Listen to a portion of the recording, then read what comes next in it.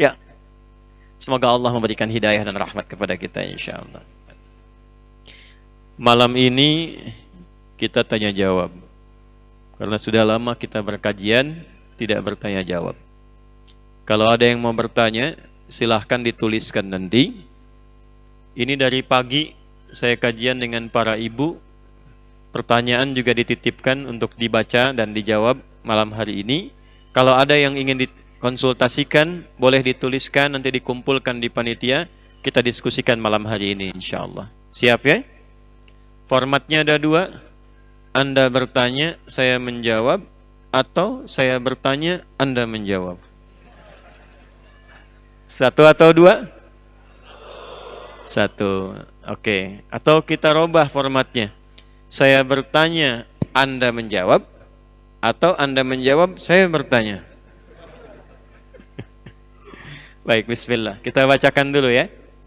Ini maksudnya supaya menghemat waktu. Kalau nanti mic ditukar dan macam-macam, terlalu banyak waktunya terbuang. Bismillahirrahmanirrahim. Assalamualaikum warahmatullahi Pak Ustadz. Waalaikumsalam warahmatullahi wabarakatuh. Nih, saya tuh senang begini setiap ada kata. Jadi saya tuh dari kecil cinta Quran. Jadi nggak ada kegiatan yang ditemukan, dijalani, apalagi ditanyakan, kecuali otomatis ayatnya langsung tek-tek gitu. Itu kebiasaan saja. Assalamualaikum warahmatullahi wabarakatuh. Quran surah 4 ayat 86. Wa idza hayyitum bi tahiyyatin fahayyu bi ahsana minha aw rudduha. Kalau diberikan penghormatan, kalian diberikan penghormatan. Penghormatan tertinggi itu dalam Islam kalimat Assalamualaikum warahmatullahi wabarakatuh. Itu tertinggi. Tadi dalilnya sudah saya sampaikan dan maknanya sudah saya kupas. Di situ bukan cuma sapaan, ada doa, ada harapan, ada perhatian, ada ketulusan. Makanya kalau mengucapkan Assalamualaikum jangan asal lewat. Imam juga kalau Assalamualaikum di akhir jangan cuma mengucapkan. Rasakan itu untuk dirinya, untuk makmumnya, untuk semua.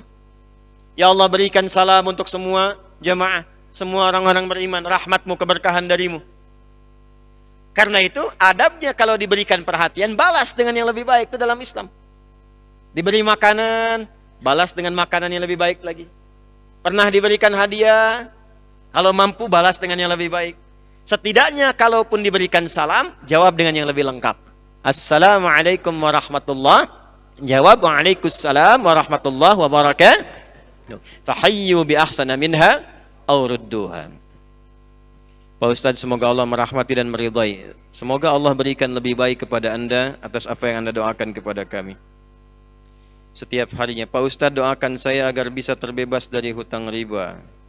Saya zalim kepada orang tua dan saya ingin istiqomah dalam berhijrah ini, serta saya ingin menjadi salah satu murid Pak Ustadz. Kita doakan sama-sama semoga Allah Subhanahu wa taala membebaskan kita semua, baik yang bertanya, meminta ataupun kita, dari segala yang Allah larang. Semoga kita dijauhkan dari segala hal yang buruk. Dalam pergaulan materi semoga dibebaskan dari tipu menipu, sogok menyogok. Semoga dijauhkan dari korupsi dan semoga dibebaskan dari perbuatan riba. Riba itu rumusnya begini. Wa ahallallahu al-bai'a wa harrama ar-riba. Ya. Allah menghalalkan jual beli dan mengharamkan riba.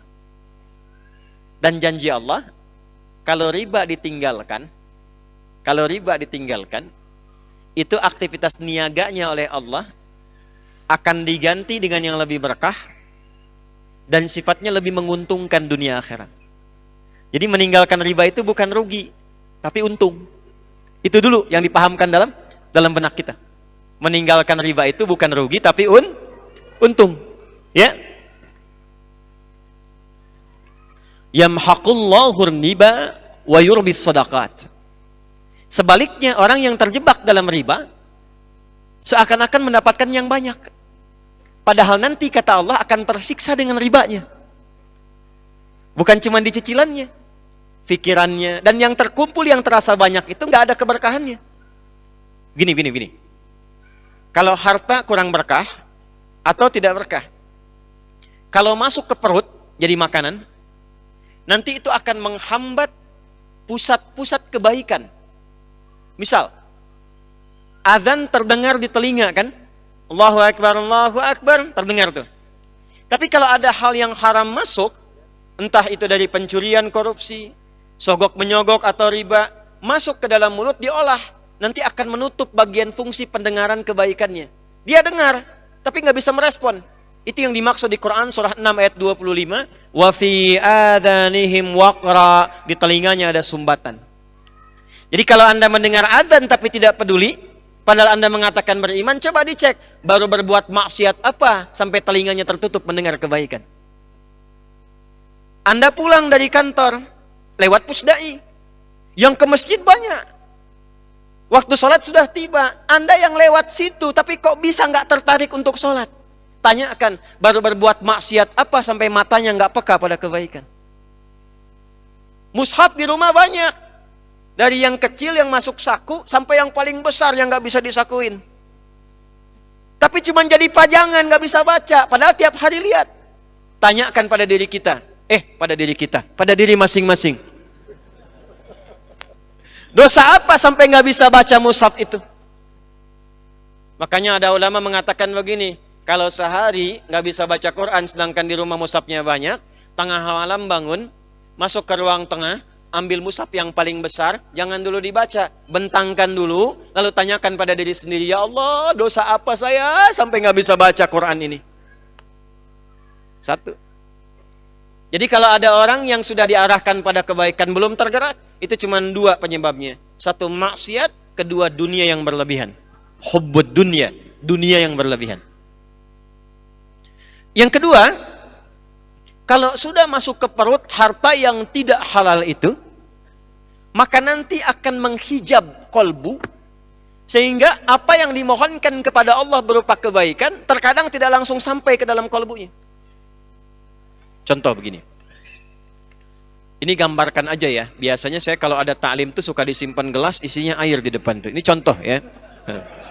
Contoh aja, contoh. Apa saya gambar aja gitu ya? Oh. Ini lebih mudahnya gini. Biasanya sih gelas, isinya air. Cuma ini gambarkan aja gini, bayangkan. Halo? Mana panitia gelas? Ini begini. Alhamdulillah, zakallah khair. Alhamdulillah. Nah, nggak apa-apa mau isinya air bening, kopi, susu, nggak ada masalah. Ya, tanpa isi ya tawakal aja nasib. Nggak, memang saya meminta untuk yang tidak ada isinya. Lihat sini. Ini apa? Halo, ini apa?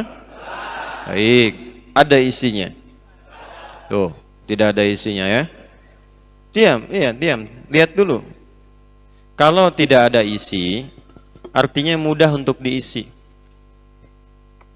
Minta kopi, isi kopi. Airnya mana? Diairin. Minta susu, kasih susu. Minta air putih, kasih. Air bening, kasih. Apapun yang diminta masuk karena kosong. Spidol masuk. Apapun masuk. Tapi kalau begini, nih, tutup nih. Minta kopi, masuk gak? Tidak, karena tertutup. Semakin keras penutupnya, ini kertas nih. Tapi kalau ditutup misalnya, pakai benda yang lebih keras. Ini kalau kita masukkan air, jadi lebih halus, terbuka ada lubangnya, masuk airnya. Masih tipis sekatnya. Tapi kalau sekat penutupnya keras, dimasukkan apapun susah. Nah, sifat doa itu, kalau dimintakan, itu sifat dasarnya dikabulkan. Dalilnya Al-Baqarah ayat 186. Wa idza sa'alaka 'ibadi 'anni fa inni qarib ujibu da'watad da'i idza da'an. Dalil yang lain, wa qala rabbukum ud'uni astajib lakum. Jadi doa itu kalau diminta, sifatnya diminta itu pasti dikabul. Kalau dimintakan pasti dikabulkan. Baik itu seketika saat diminta, kalau memang yang diminta itu kebutuhan kita, maslahatnya dunia akhirat. Atau ditunda sampai kita memang sanggup menjalani apa yang diminta itu. Antum punya anak 5 tahun, minta diberikan motor, dikasih nggak? Tapi antum punya kemampuan, hartanya ada, cuman kan anaknya belum siap. Saat dia siap, baru diberikan.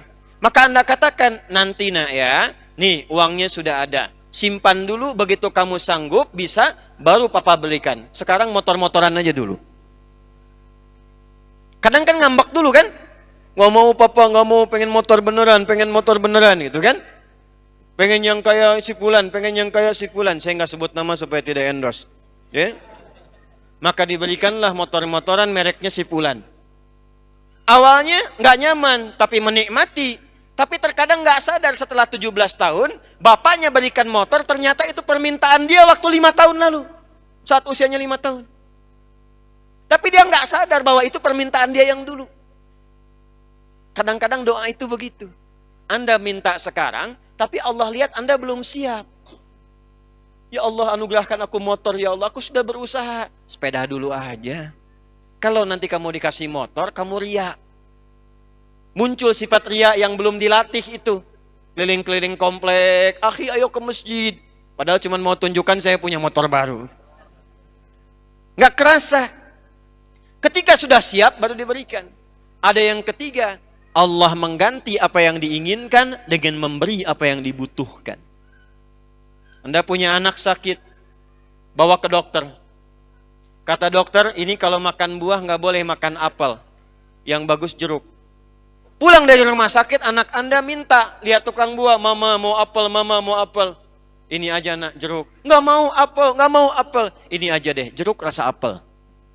Kasih. Diberikan yang lebih baik, yang sesuai dengan kebutuhan. Doa pengen ke ITB, lulusnya ujian di Unpad. Doa pengen ke Unpad, lulus ujiannya misalnya di UI. Doa pengen ke UI, lulusnya di IAIN. Bisa terjadi. Kita tidak tahu apa yang terjadi di masa depan. Saya dulu pengen satu kampus yang A, karena saya pernah ikut daurah di dalamnya. Sebelum lulus di pesantren. Pengennya ke Madinah, lulusnya ke Libya. Tapi ternyata di Libya itu mazhabnya mazhab Imam Malik.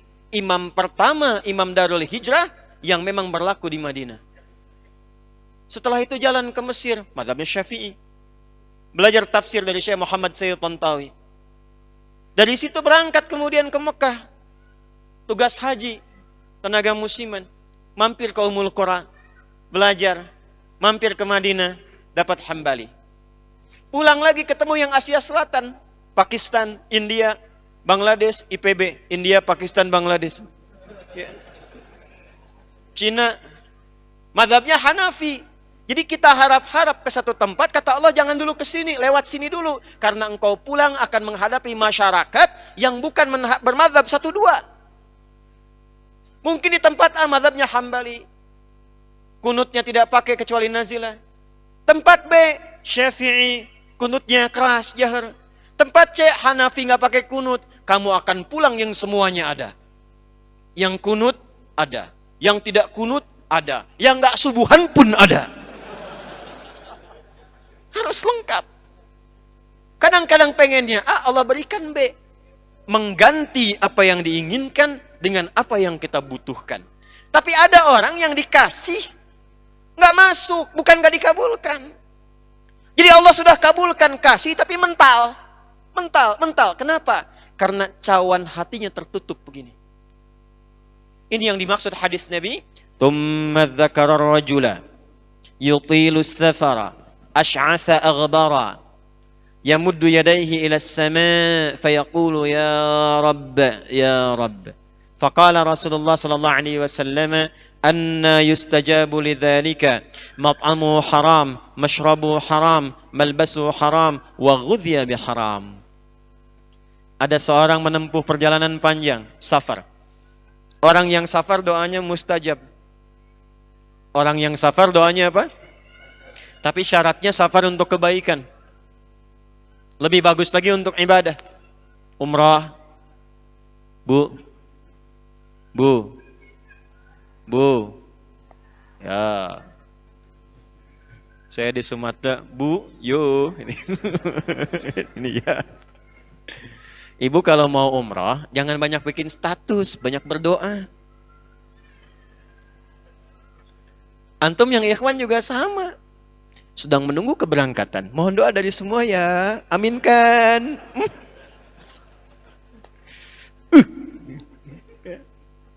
Doa aja minta. Itu mustajab. Mohonkan. Minta.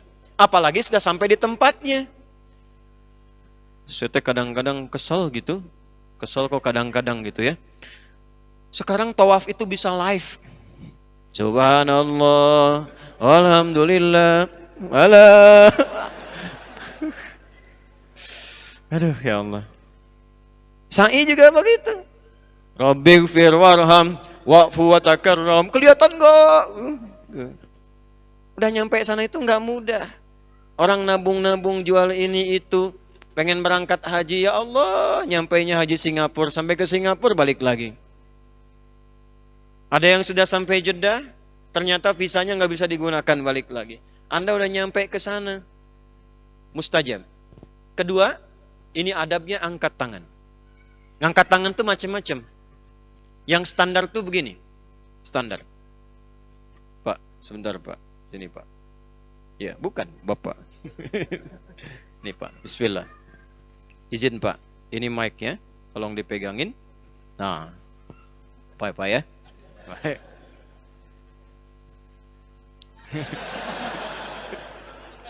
Baik.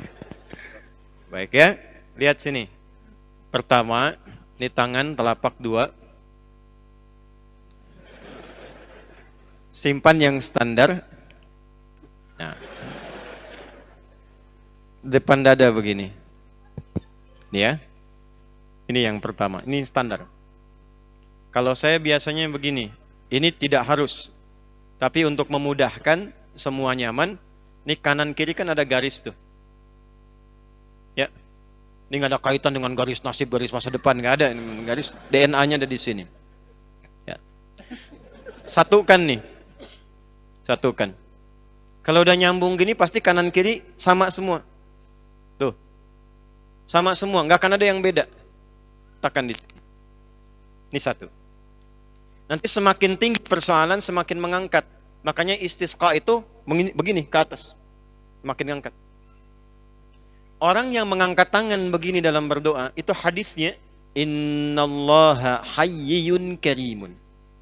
Allah itu sangat merasakan dan malu kalau ada hamba mengangkat tangannya tidak mengabulkan doanya. Cepat dikabulkan.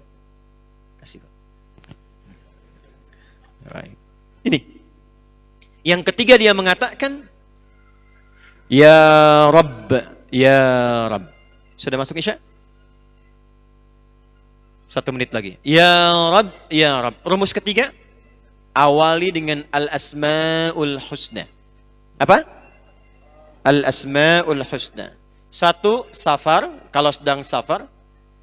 Atau kalau bukan safar menuntut ilmu kayak sekarang. Mungkin cuma 5 langkah. Cuman 10 meter dari Pusdai. Tapi 10 meter ini berharga. Mungkin apa yang Anda mohonkan selama ini terkabul di jarak itu. Dalilnya sahih di Ibnu Majah. Dari Abu Darda radhiyallahu ta'ala anhu. Man salaka tariqan yaltamisu fihi ilma sahalallahu lahu tariqan ilal jannah. Wa innal malaikata latadau ajnihataha ridhan li talibil ilmi. Setiap ada yang berangkat, malaikat itu meridai dan mengaminkan doanya. Dia menempuh tiga-tiganya orang ini. Di jalan, mengangkat tangan dan memulai dengan asmaul husna. Tapi komen dari Nabi, kalau sudah Nabi komen, like, share, and subscribe.